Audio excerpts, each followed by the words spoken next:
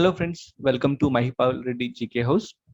Myself Prithviraj Reddy. Today I am going to discuss important current affairs which are helpful for the examinations. First one, Vaishali Hivase becomes first woman to be appointed officer commanding BRO. BRO means Border Roads Organization, which is very important agency as far as the Indian military is concerned, because it is tasked with constructing roads and other infrastructures in the very hard terrain in Himalayas and other hilly regions in India. Especially those projects are having a greater security perspective. So here Vaishali S. Hivase became first women officer to be appointed officer commanding the BRO. So this is what the major development with BRO. Question may definitely come because it's a matter of women empowerment in India, especially with respect to the organizations related to the military. And where does she hail from? Vaishali is from Wardha, Maharashtra, and she had completed a successful demanding tenure in Kargil, because Kargil is located in Jammu and Kashmir. Very hard terrain it is also.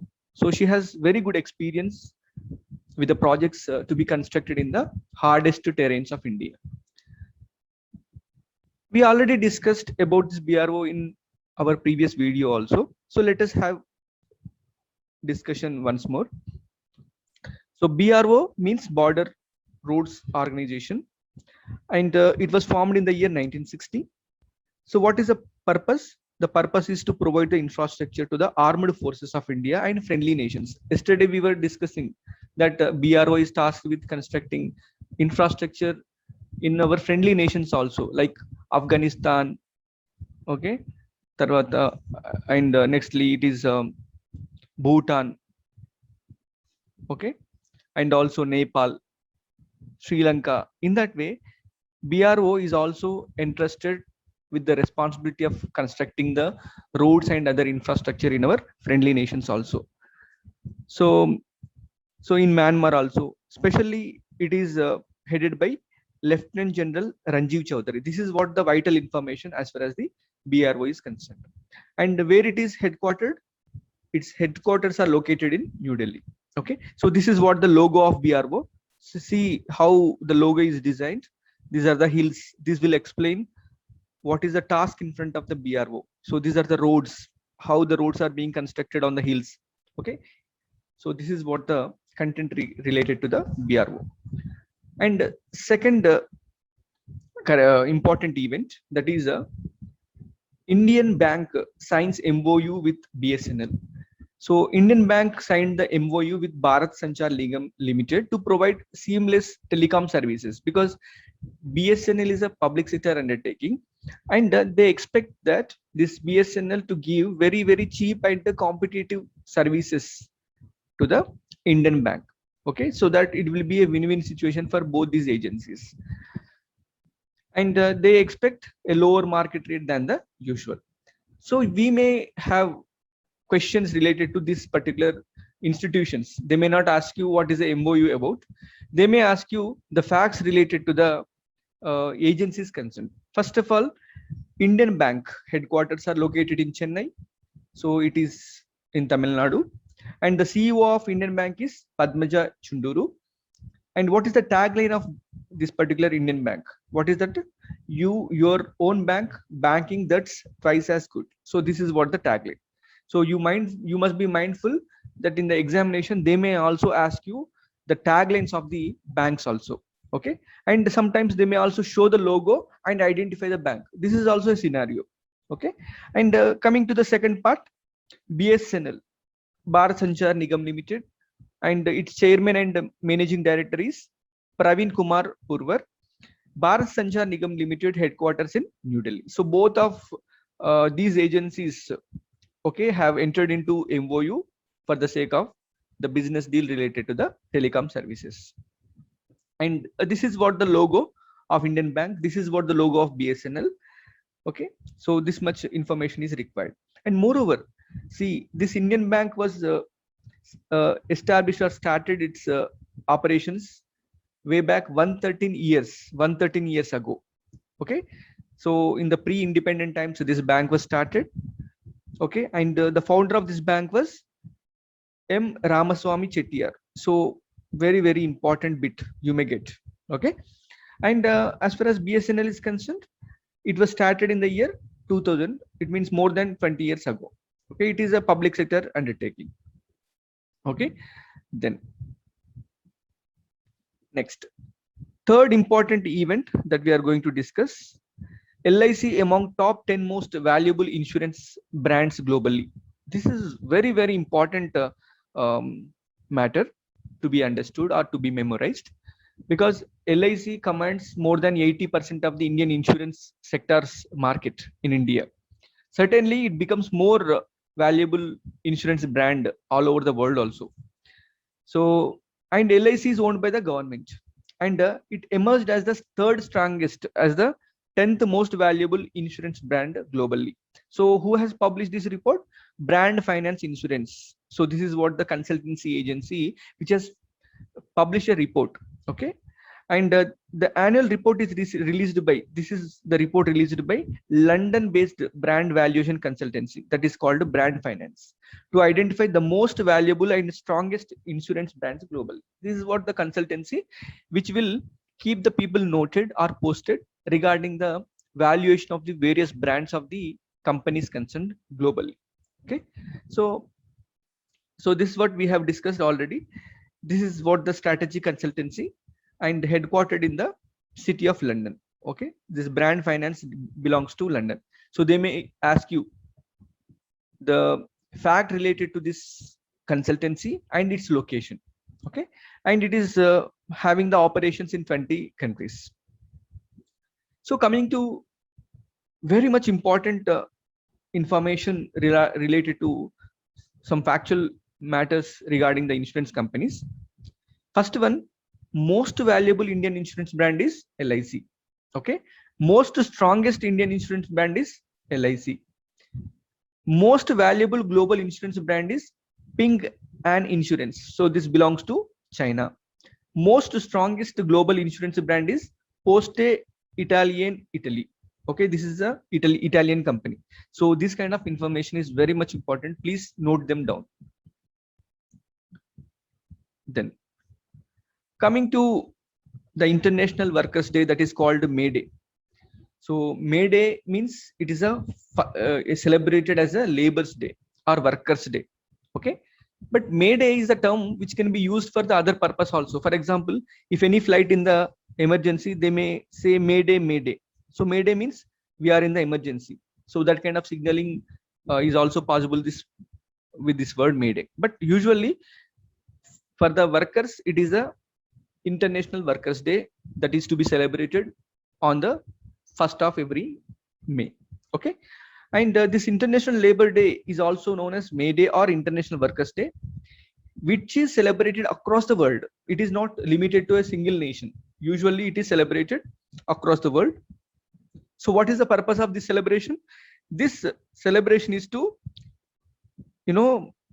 ensure that people should not forget the struggle, dedication and commitment of the working class, because the working class will work for the people and society, not only to survive themselves, not only for their subsistence, they work for the benefit of the society. So we must memorize, we must remember their services.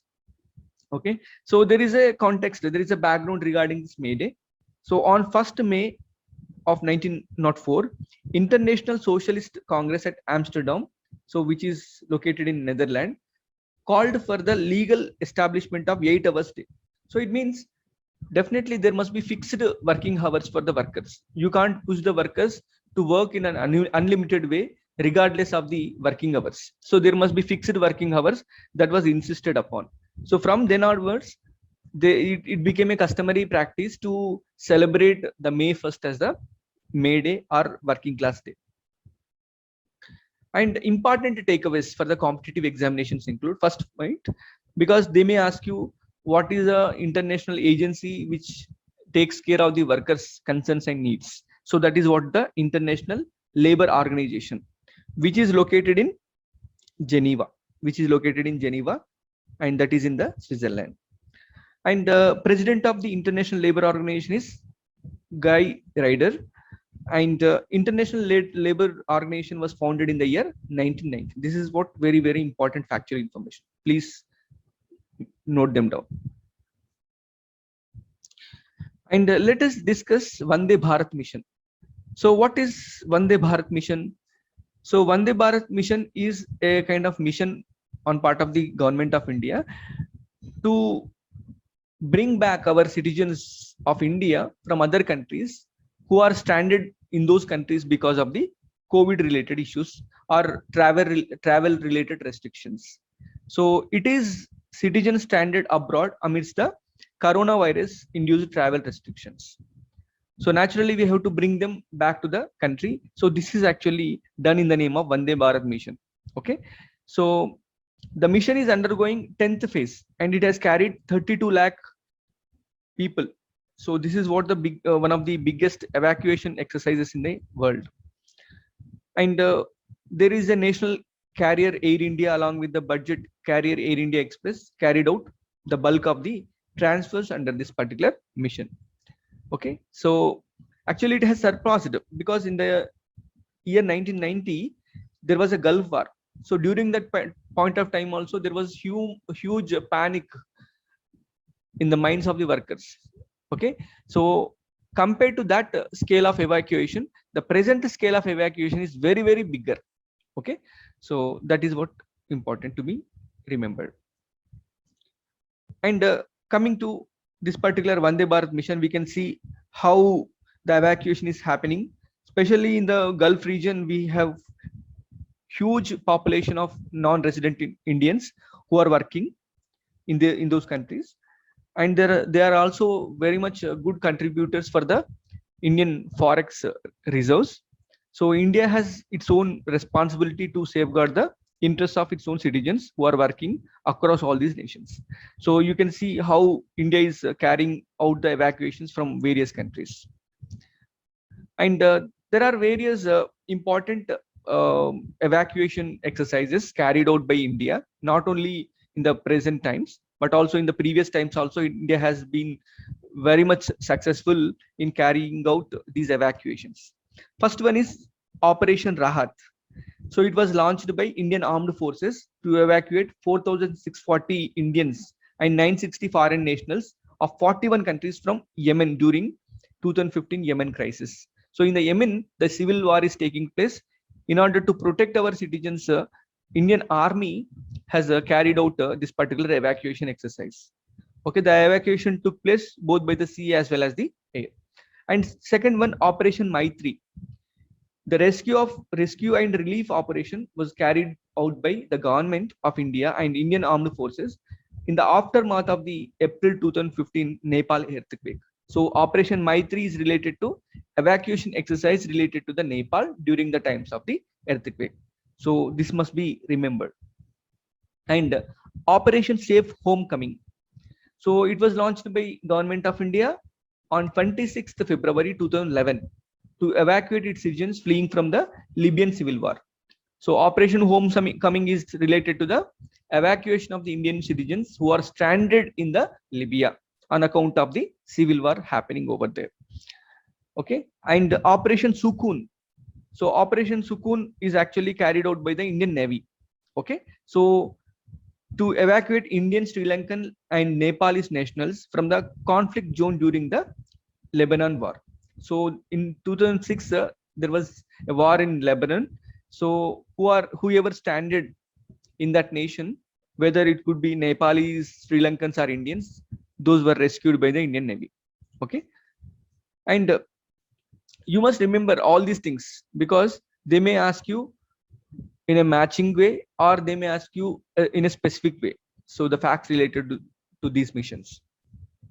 Then, so there is another important event to be considered is 400th birth anniversary of Guru Tegh Bahadur. So this is very important because it is the 400th birth anniversary. So you can expect a question from this particular historical event. So Guru Tegh Bahadur was the 9th Sikh Guru. There are 10 Sikh Gurus. Okay, first Sikh Guru was the Guru Nanak, and 10th Guru was the Guru Gobind Singh. So he is the 9th Sikh Guru. Okay, and describing his qualities, he is a great teacher and also excellent warrior, thinker, poet. So he has all the qualities, and very much important contribution from his side is Guru Granth Sahib. Okay, his writings are actually housed in the sacred text. The sacred text of the Sikhs are called Guru Granth Sahib. So his writings are found their place in the Guru Granth Sahib. And very much importantly, in the year 1675, Guru Tegh Bahadur was executed in Delhi under the orders of the Mughal Emperor Aurangzeb. So this must be remembered. So they may ask you clearly, which of the following Sikh Guru was executed by the Aurangzeb? So answer would be Guru Tegh Bahadur.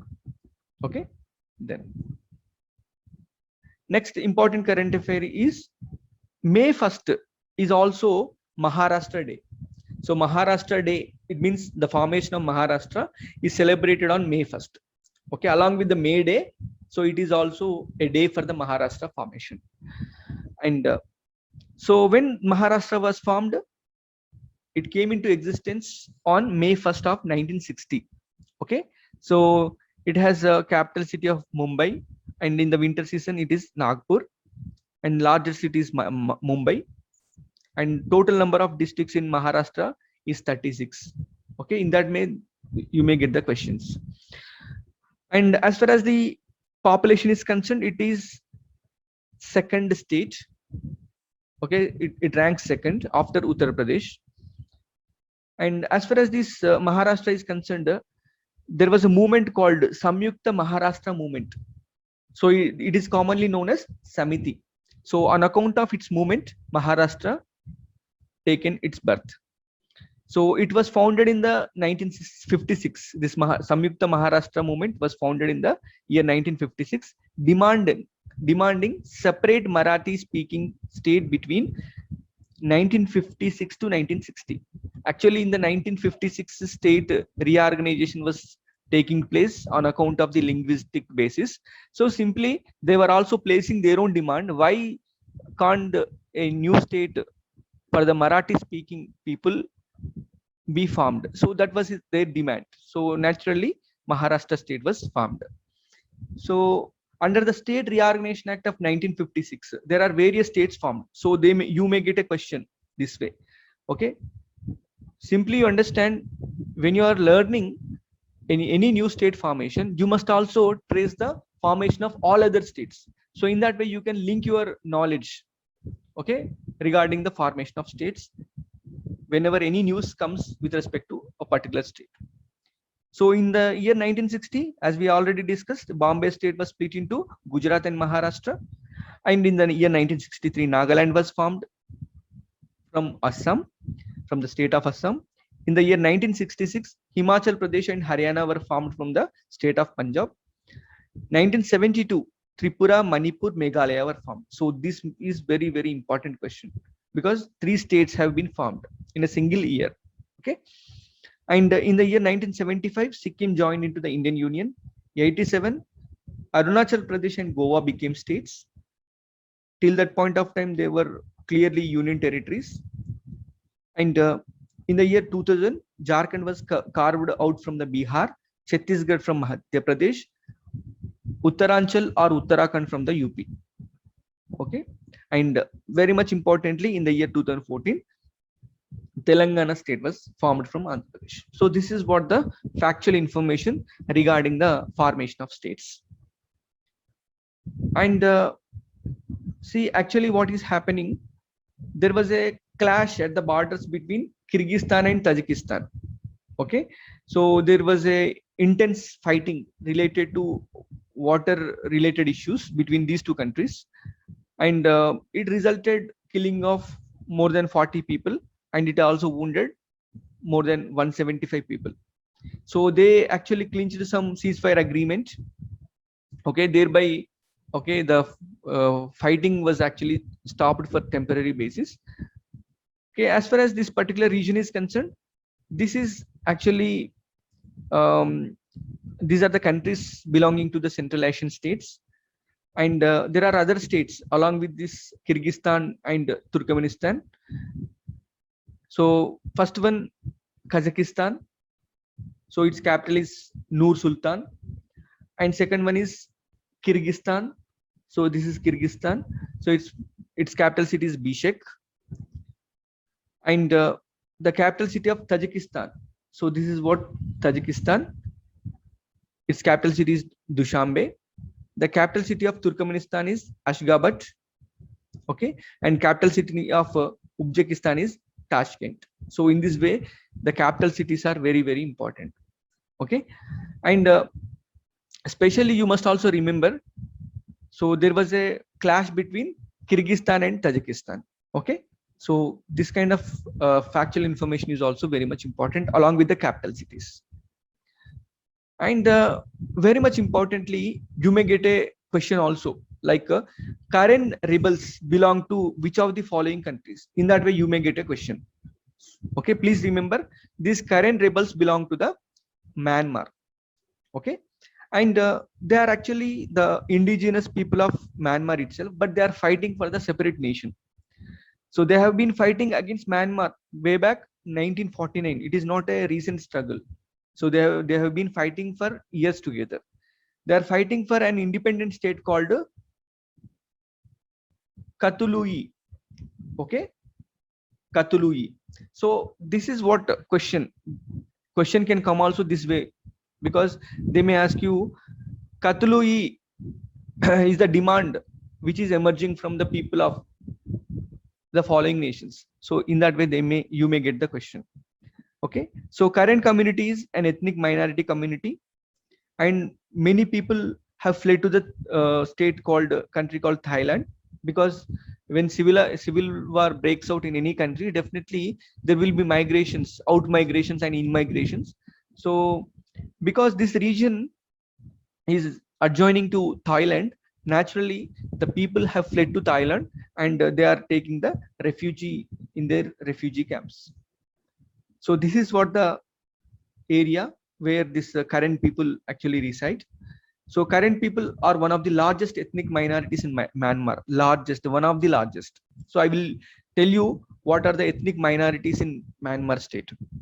And they constitute a population of 7 million. It is not a simple population. It's more than 70 lakh people are there, okay, belonging to this particular community. And they speak more than 20 dialects. So it means the style of speaking a language. And Po and Ska, these are the most widely spoken dialects of the particular Karen people. So this is Myanmar. So the states which are joined or share the boundary with Myanmar include Tripura, Mizoram, Manipur, Nagaland, and Arunachal Pradesh. So this must be remembered clearly.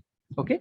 So Myanmar is bordered by Bangladesh and India in its northwest, and China its northeast, and also Laos and Thailand. So this is Laos and Thailand. Okay, in the southeast.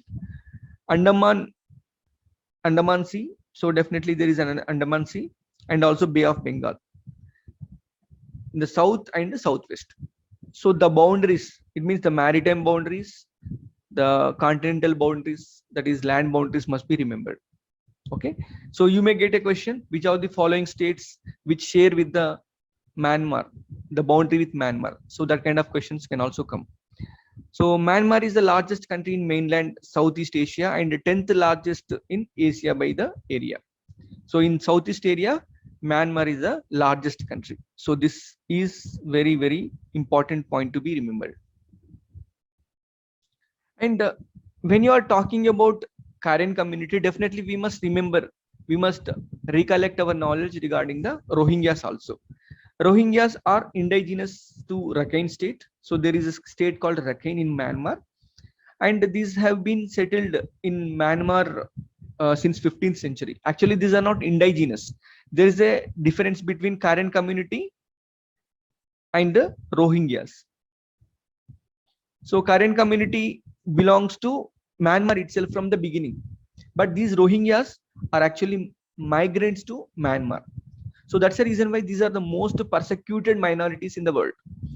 Okay, and according to Myanmar government, they are illegal immigrants migrated to Rakhine following the Burmese independence and Bangladesh liberation war. So there is a contesting debate that whether did they migrate to Myanmar after the independence or before independence. So this was a question.